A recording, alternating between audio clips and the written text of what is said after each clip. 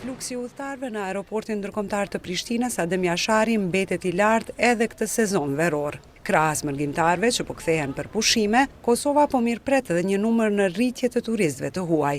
Sipas të dhënave të fundit, vetëm në periudhën 1-14 korrik 2026, përmes aeroportit të Prishtinës kanë udhëtuar 189.649 pasagjerë, që paraqet një rritje prej 1.5% krahasuar me të njëjtën periudhë kohore të vitit të kaluar. Gjatë këtyre 2 javëve janë realizuar edhe 1.400 fluturime, ose 3% më shumë se një vit më parë, duke konfirmuar vazhdimin e trendit pozitiv të qarkullimit ajror. Për neve që vinë ana si mërgjimtar këtu, për neve është shumë mirë se çmimet janë të volitshme. Ama për këta që jetojnë këtu është çmimet janë pa përballueshme.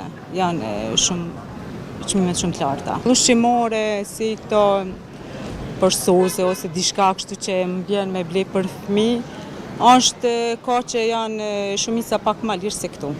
Edhe tash kur ta krahasojsh rrogën e Zvicrës me këtë rrogë të këtuit, unë kanë njerë thamë qysh mirë me ja dalë. Dhe që kjo është e papërballueshme.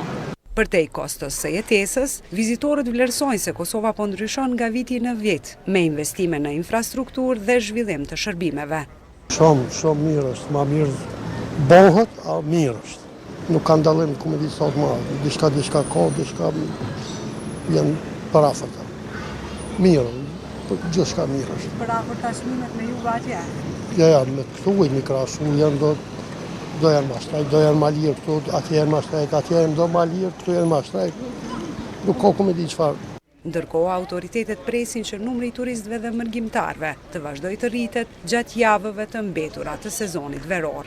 Teksa sezoni veror është në kulmin e tij, aeroporti ndërkombëtar I Prishtinës Adem Jashari mbetet porta kryesore hyrëse në Kosovë, me mijëra udhëtarë që mbrijnë çdo ditë nga diaspora dhe vende të ndryshme të Evropës, duke I dhënë një shtysë të rëndësishme turizmit, ekonomisë dhe lidhjes së vendit me botën.